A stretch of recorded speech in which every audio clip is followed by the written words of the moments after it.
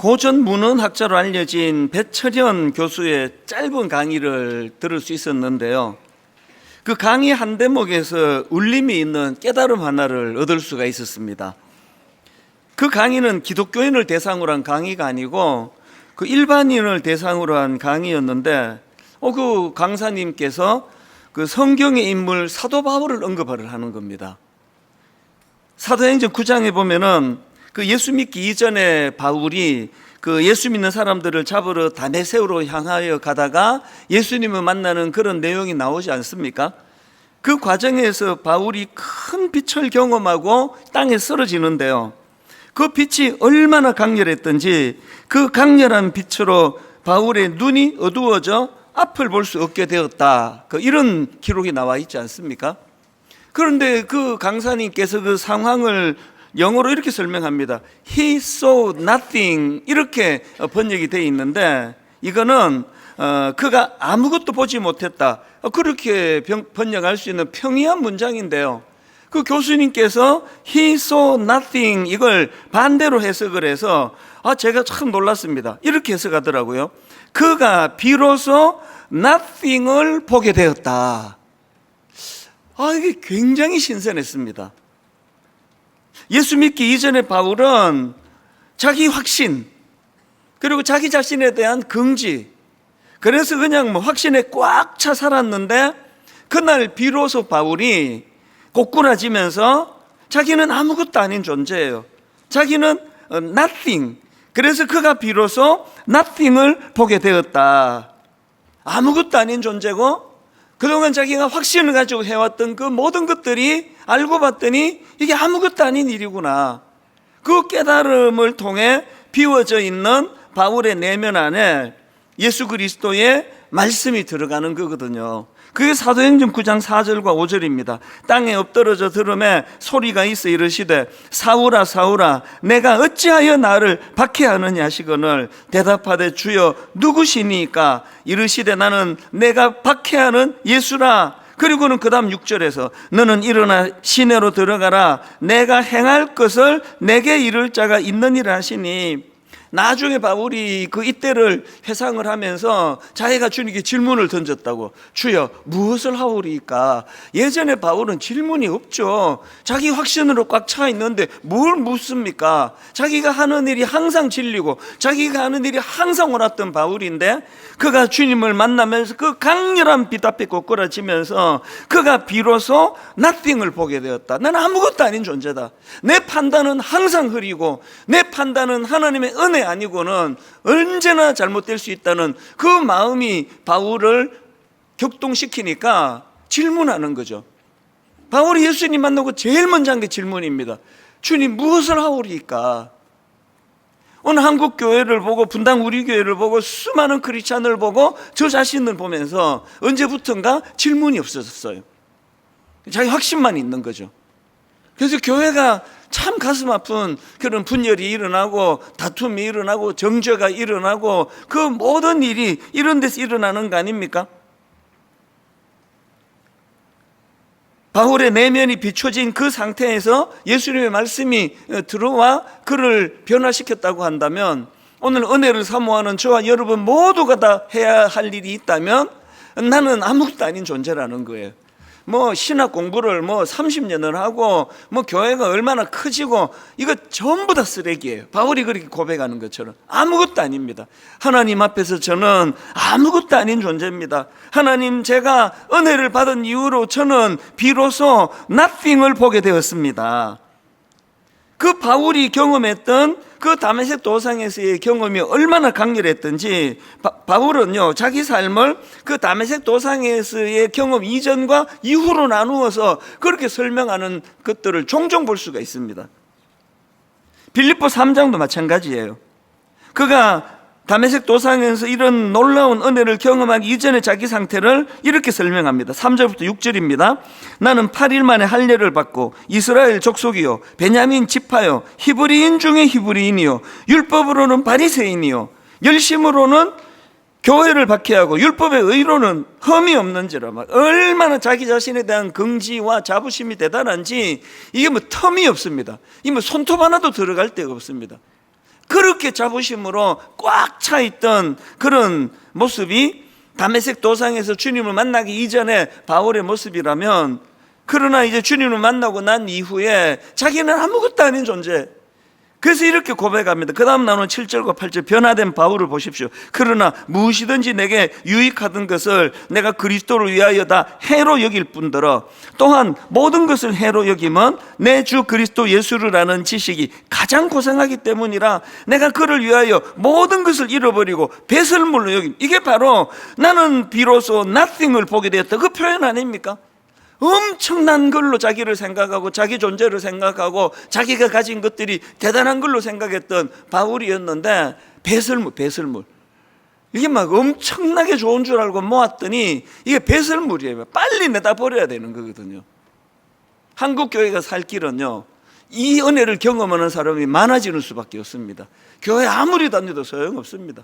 교회를 다닐수록 자아가 강해지고, 교회를 다닐수록 자기 확신이 강해지고, 단 한 번도 주님 앞에 고꾸라진 적이 없는 그런 분들로 꽉 찬 교회라면 온 세상에 소원밖에는 더 줄 수가 없는 거거든요. 항상 이제 나는 아무것도 아닙니다. 주님 앞에서 나는 아무것도 아닌 존재입니다. 나는 나 자신을 신뢰할 수가 없어 날마다 묻습니다. 주님, 무엇을 하오리까? 이런 은혜가 저와 여러분에게 일어나게 되기를 바랍니다. 그러기 위해서는 꼭 이런 사도 바울이 경험했던 이런 과정을 경험하셔야 되는데요, 제가 오늘 말씀을 이렇게 시작하는 이유가 있습니다. 오늘 본문에 나오는 삼손도 똑같은 이런 과정을 겪었기 때문이에요. 그러니까 사도 바울과 삼손의 공통점이 있다면 그 자기 확신에 꽉 차 있던 이 두 사람이 그가 은혜를 경험하고 비로소 nothing을 보게 되었다, 나는 아무것도 아닌 존재입니다, 이렇게 고백할 수 있었던 변화를 경험한 게 공통점이고요. 그런가 하면은 사도 바울과 삼손의 차이가 있다면, 사도 바울은 수치를 당하고 두 눈 뽑히고 비참한 자리에 빠지기 전에 바울은 이것을 고백했던 사람이고, 삼손은 불행하게도 인생이 몰락한 후에 머리 잘리고 두 눈 뽑히고 맷돌을 돌리면서 절망을 경험하면서 이 은혜를 경험했다, 이 차이예요. 이런 점에서 보면 삼손의 삶이 참 아쉽습니다.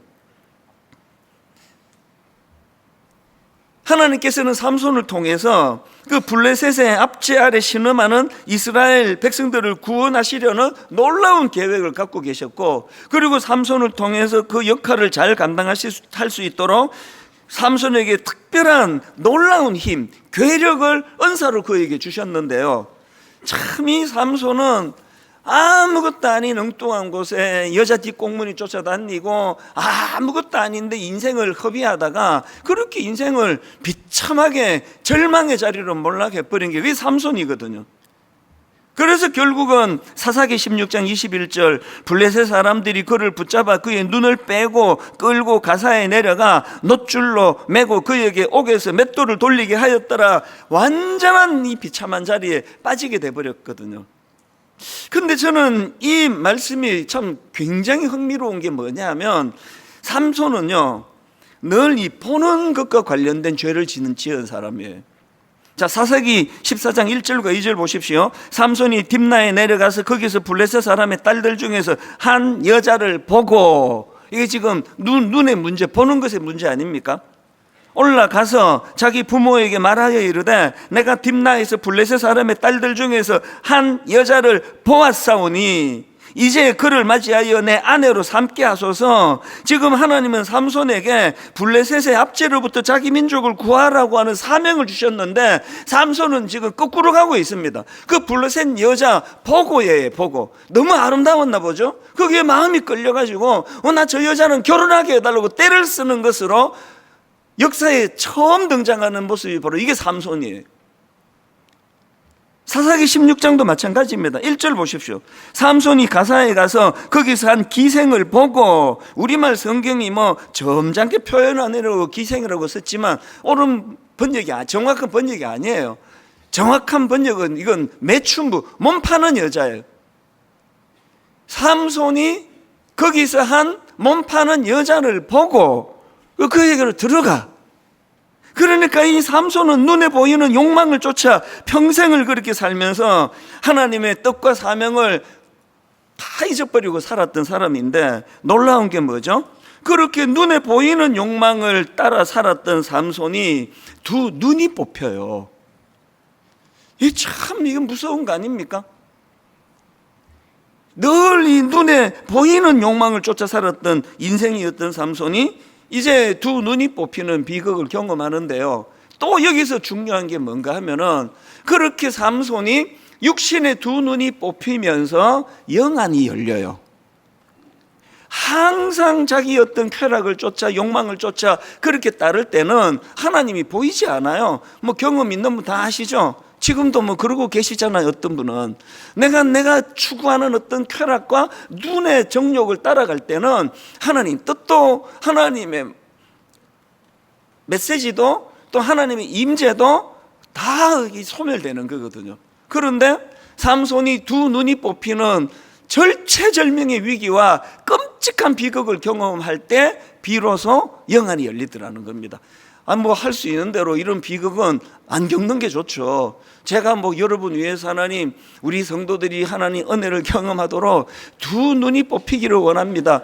그렇게 기도 안 해요. 할 수 있는 대로 이런 안 겪는 게 좋아요. 바울이 얼마나 좋습니까? 바울이 얼마나 지혜롭습니까? 그런 끔찍한 수치를 경험하지 않고 다메섹 도상에서 주님을 만나 순종하며 나아갔던 바울의 길이 좋은데요, 뭐 어떡합니까? 어떤 경우에는 치명적인 아픔을 경험하고 치명적인 실수를 범하고 그것 때문에 마음의 절망이 무너지는 그런 순간이 있다 할지라도 하나님은 거기에 일하세요. 그렇게 너는 이제 끝났어, 너 같은 건 이제 뭐 회복이 어려워가 아니에요. 우리 육신을 쫓아 따라가던 두 눈이 뽑힐 때 삼손은 영안이 열려요. 그래서 삼손의 삶 가운데 너무나 아름다운 일들이 그에게서 일어났는데요. 한번 보십시오. 삼손의 삶, 그러면요, 그 두 눈이 뽑히기 이전에 기고만장하고 그저 눈의 쾌락을 따라 하나님의 뜻이고 뭐고 자기 눈에 좋은 대로만 그렇게 살았던 삶을 살았다면, 삼손의 결정적인 인생은요, 두 눈이 뽑히는 비극을 경험하고 난 이후의 삶이에요. 그래서 제가 그 이전과 이후를 한번 분석을 해봤는데요, 눈 뽑히기 이전에 삼손이 가졌던 문제점이 한 몇 개 있습니다. 첫 번째 문제가 뭐냐? 힘의 근원에 대한 무지예요. 삼손은 자기를 몰라요. 자기 힘의 근원이 어디서부터 일어나는지를 모르는 거거든요. 여러분, 삼손 이야기 주일학교 때 다 들은 거 아닙니까? 삼손이 들릴라라는 그 여자에게 사랑에 빠져요. 성경에 보면은 그 여자에게 사랑에 빠져 있는데 참 그 여자도 악해요. 그렇게 자기를 진실로 사랑하는 그 남자를 이제 돈에 눈이 어두워가지고 이제 돈의 매수가 돼가지고 계속 괴롭혀요. 당신의 힘의 비밀이 뭐냐? 어디서 이런 괴력이 나오느냐? 삼손이 막 귀찮아 죽을 지경이에요. 막 계속 뭐 당신 나 사랑한다며. 그 힘의 비밀도 못 가르쳐 주느냐? 그러고도 사랑하느냐? 그래서 삼손이 막 귀찮아 가지고 막 3번이나 막 엉터리로 그냥 막 생각나는 대로 막 그렇게 했더니 이 여자가 포기할 줄을 몰라요. 그래서 결국은 삼손이 이제 자기 힘의 비밀을 이제 들릴라에게 고백을 하는데, 그게 사사기 16장 17절입니다. 자, 한번 보세요. 삼손이 진심을 드러내어 그에게 이르되 내 머리 위에는 삭도를 대지 아니하였나니 이는 내가 모태에서부터 하나님의 나실인이 되었음이라. 만일 내 머리가 밀리면 내 힘이 내게서 떠나고 나는 약해져서 다른 사람과 같으리라 하니라. 여기에 진심을 드러냈어요. 그 참 사랑이라는 게 무서워요.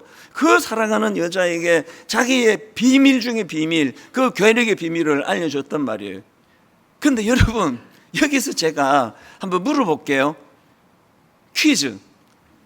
그 속으로만 말하셔야 됩니다. 틀리면 창피니까. 지금 삼손이 자기 괴력의 비밀이 그 머리에 있다고 말했는데 이게 사실입니까? 그 뭐 뉴스 같은 데도 보면 뭐 힘을 잃어버린 어떤 사람들 보고 머리 잘린 삼손이다 이런 표현을 쓰잖아요. 아니, 모르시는 겁니까? 아는데 지금 대답을 안 하시는 겁니까? 아니에요. 성경이요, 이런 오해가 있을까봐 삼손이 괴력을 발휘할 때마다 그 근거를 제시하는 걸 보는데요. 자, 사사기 14장 6절을 보십시오. 여호와의 영이 삼손에게 강하게 임하니 그가 손에 아무것도 없이 그 사자를 염소 새끼를 찢는 것까지 찢었으나 그는 자기가 행한 일을 부모에게 알리지 아니하였더라. 19절에도 똑같이 나옵니다. 그가 괴력을 발하는데요, 여호와의 영이 삼손에게 갑자기 임하심에 삼손이 아스글론에 내려가서 그곳 사람 30명을 쳐 죽이고 노력하여 수수께끼 깊은 자들에게 옷을 주고 심히 노하여 그의 아버지 집에 올라갔고, 심지어는요, 나중에 삼손이 괴력을 잃어버릴 때도, 그래서 힘을 잃고 망하게 됐을 때도 같은 설명을 붙입니다. 자, 사사기 16장 19절을 보십시오. 들릴라가 삼손에게 자기 무릎을 베고 자게 하고 사람을 불러 그의 머리털 7가닥을 밀고 괴롭게 하여 본즉 그의 힘이 없어졌더라. 들릴라가 이르되 삼손이여, 블레셋 사람이 당신에게 들이닥쳤느니라 하니 삼손이 잠을 깨며 이르기를 내가 전과 같이 나가서 몸을 떨치리라 하였으나 여호와께서 이미 자기를 떠나신 줄을 깨닫지 못하였더라. 삼손이 자기를 몰라요. 자기의 힘이 원천이 뭔지를 모른다고요. 머리 안 잘랐더니, 머리 관리를 했더니 내가 이렇게 됐더라. 여러분, 이게 어리석은 인간입니다. 창조주 되시는 하나님 앞에 나를 조명하지 않으면 난 나를 몰라요. 여러분은 잘 아세요? 하나님 앞에서, 창조주 되신 그분 앞에서 나를 끊임없이 조명해야 되는 이유가 여기에 있는데, 저는 이 사실이 두려워요. 목사인 제가 이 목회할 수 있는 힘의 원천을 몰라가지고, 이게 뭐 내가 뭐 설교를 좀 하나 보네? 사람 많이 모이네? 야, 내가 뭐 좀 목회를 뭐 잘하나 보네? 이러고 있으면 이게 굉장히 이게 위험한 상황이거든요. 저는 뭐 딴 거는 몰라요. 그냥 성격이 좀 까칠해도 괜찮고, 좀 못생겨도 괜찮고, 다 괜찮은데 교만하면 안 돼요. 교만하면 하나님의 은혜가 공급이 안 되기 때문입니다. 지금 삼손이 자기의 힘의 원천을 모르면서 이렇게 살아가고 있는 거거든요. 그런가 하면은 삼손의 문제점 두 번째가 뭐냐 하면은, 삼손은요, 보여지는 것만 중요하게 여기는 태도를 가지고 살았습니다. 삼손이 자기 힘의 비결이 머리카락이 있다 이렇게 생각한 그 배경에는 그 자기 자신이 나실인이라는 정체성을 갖고 있었기 때문입니다. 성경에 보면 이 나실인이 금해야 될 게 3가지가 있는데요. 첫 번째가 포도주와 독주를 멀리해야 하는 겁니다. 민수기 6장 2절 3절입니다. 이스라엘 자손에게 전하여 그들에게 이르라, 남자나 여자가 특별한 서원 곧 나실인의 서원을 하고 자기 몸을 구별하여 여호와께 드리려고 하면 포도주와 독주를 멀리하며 포도주로 된 초나 독주로 된 초를 마시지 말며 포도즙도 마시지 말며 생포도나 건포도도 먹지 말지니. 그리고 두 번째로 나실인에게 금지한 게 이 삼손이 굉장히 중요하게 생각하는 이 머리털을 길게 자라게 하는 겁니다. 그게 5절입니다. 그 서원을 하고 구별하는 모든 날 동안은 삭도를 절대로 그의 머리에 대지 말 것이라. 자기 몸을 구별하여 여호와께 드리는 날이 차기까지 그는 거룩한 즉 그의 머리털을 길게 자라게 할 것이며, 그리고 마지막 3번째로 시체를 가까이 하면 안 되는 거죠. 6절을 보십시오. 자기의 몸을 구별하여 여호와께 드리는 모든 날 동안은 시체를 가까이 하지 말 것이며, 이 나실인이 3가지를 이제 금해야 하는데, 그런데 삼손을 보면은요, 다른 건 막 다 어겨요. 그 죽은 사자의 시체에서 꿀을 꺼내 먹지를 않나, 기생집을 드나들고 몸 파는 여자 집을 드나들면서 막 함부로 행동하고, 다른 건 하나도 지키지 않으면서 머리카락 하나, 난 머리카락을 내가 이게 힘의 이게 원천이다 이렇게 하고 살아가고 있는 게 이게 삼손이거든요. 자, 그러면 삼손은 왜 이 머리카락에 이렇게 집착을 했을까요? 나실인으로 다른 건 지키지도 않는데 난 머리카락 안 잘라, 난 이거 잘 지키고 있어. 왜 그랬을까요? 대답 간단해요. 이게 보이는 거잖아, 사람들한테. 저도 여러분 앞에 설교 오랜만에 하면서 머리 자르고 왔습니다. 이게 보이는 거기 때문에 신앙생활을 이렇게 하는 분이 생각보다 많으세요. 예수님이 그 바리새인 등들과 서기관들을 향한 책망 기억하십니까? 마태복음 23장 25절이에요. 화 있을진저 외식하는 서기관들과 바리새인들이여, 잔과 대접의 겉은 깨끗이 해야 돼. 그 안에는 탐욕과 방탕으로 가득하게 하는도다. 삼손이 지금 그가 갖고 있는 그 생각의 방향이 보이는 것만 중요하게 생각해요. 나시린으로 사람들 앞에 체면을 지켜나가고, 이게 저 같은 늘 사람 앞에서는 목회자들이 가장 두려워해야 하는 거예요.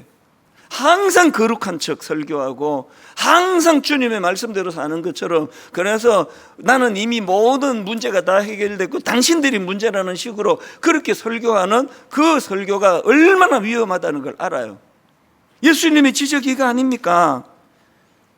잔과 대접의 겉은 깨끗이 하는데, 그러니까 머리 잘 단장하고 기르고, 그런데 그 내면에는 탐욕과 방탕으로 가득하게 하는도다. 왜 예수 믿는데 능력이 나타나지 않습니까? 보이는 것만 중요하게 생각하는 그런 태도에 있다면, 이제 하나님 우리 교회가 한번 은혜가 우리에게 임하기를 원하는데, 모든 성도님들 내면에 이런 겉에 보이는 것들만 치장하는 그런 위선적인 삶이 그리스도인이 아니라 그 내면이 하나님을 향하고 그 내면이 거룩과 그 내면이 깨끗한 은혜의 길을 추구하는 성도님들 되시기를 바랍니다.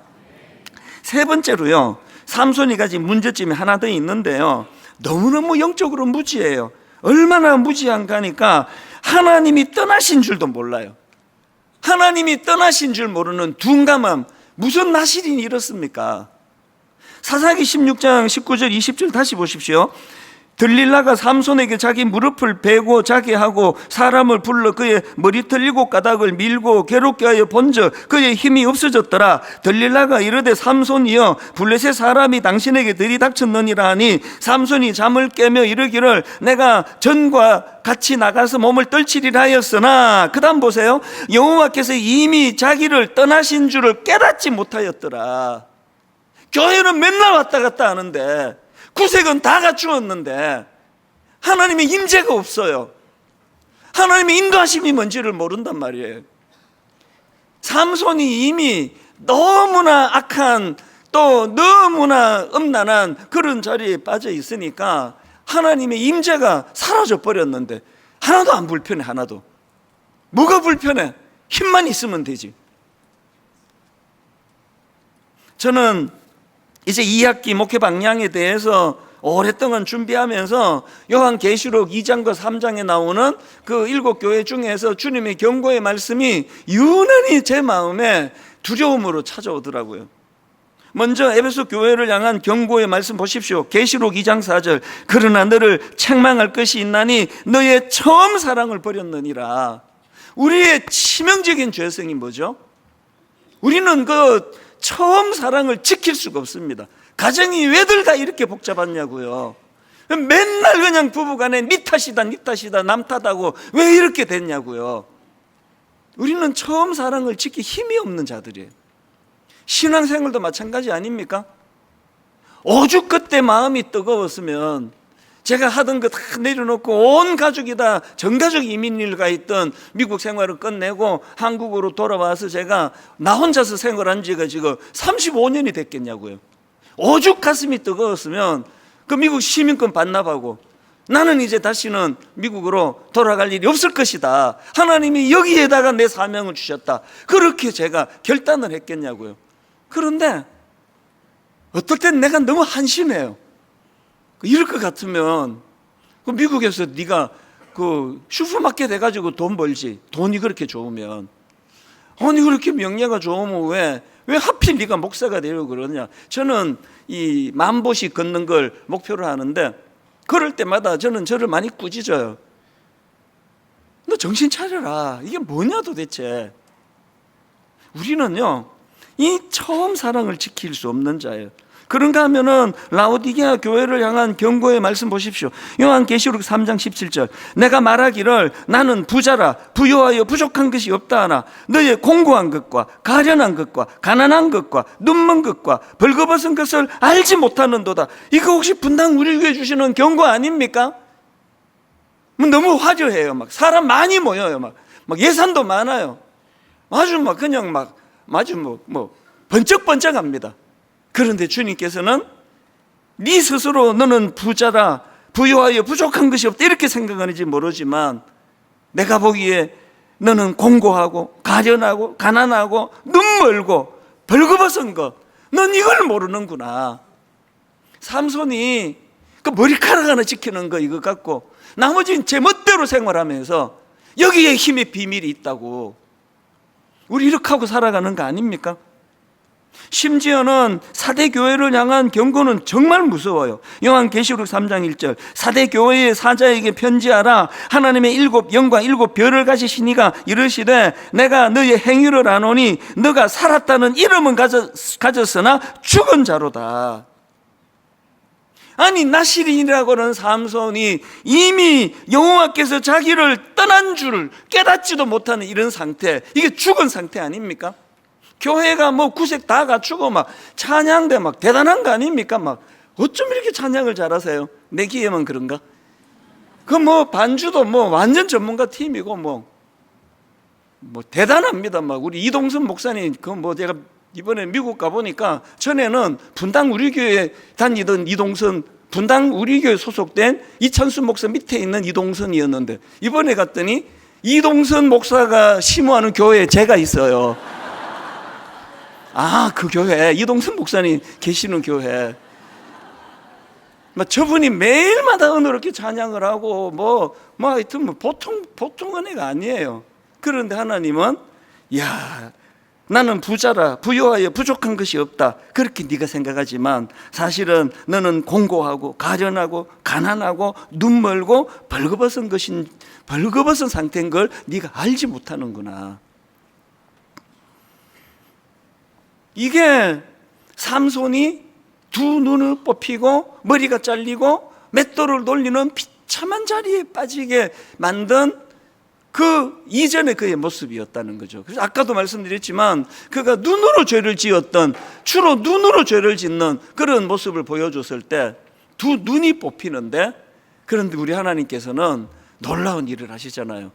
삼손이 육신의 눈이 뽑히는 그 절망적인 상황에 영안이 떠져요. 영안이. 그의 영안이 떠집니다. 사사기 16장 21절 블레셋 사람들이 그를 붙잡아 그의 눈을 빼고 끌고 가사에 내려가 놋줄로 매고 그에게 옥에서 맷돌을 돌리게 하였더라. 이런 비극적인 상황 속에서 그의 취약점인 이 보는 것의 문제로 두 눈이 뽑혔다 했을 때 두 눈이 뽑히고 난 이후에 영안이 열리는 거예요. 하나님이 보이는 거예요. 그분의 사명이 보이는 거거든요. 그래서 삼손이 이런 비극을 경험한 이후에 달라진 게 이제 기도가 나와요. 기도가. 이제 하나님께 기도한다는 게 뭐죠? 의지한다는 거 아닙니까? 여러분 교회에서 대단하고 100번 그래도요, 여러분의 기도의 양이 여러분의 영적인 상태예요. 여러분의 기도가 그게 여러분이에요. 그게 삼손이 이제 기도합니다.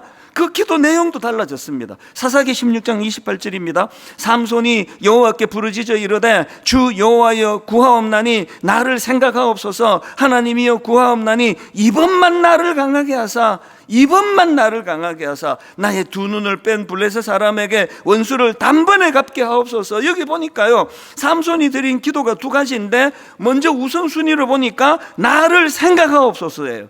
삼손이 가장 먼저 구한 건 기능이 아니에요. 능력이 아니에요. 삼손이 가장 먼저 구한 건 하나님과의 관계 회복이에요. 늘 자기 소견대로 늘 제 멋대로 행동하던 그런 삼손이었는데 이제 드디어 삼손의 마음이 하나님을 향하기 시작했어요. 다윗이 범죄한 후에 영적으로 회복이 되면서 그가 드렸던 기도 기억하시죠? 시편 51편 10절부터 11절. 하나님이여 내 속에 정한 마음을 창조하시고 내 안에 정직한 영을 새롭게 하소서. 그 다음 보세요. 나를 주 앞에서 쫓아내지 마시고 주의 성령을 내게서 거두지 마시옵소서. 여러분, 회개한 다윗이 가지고 있었던 가장 강력한 목마름은 하나님과의 관계 회복이에요. 하나님의 임재예요. 하나님 임재. 아무리 교회를 오래 다니면 무슨 소용이 있습니까?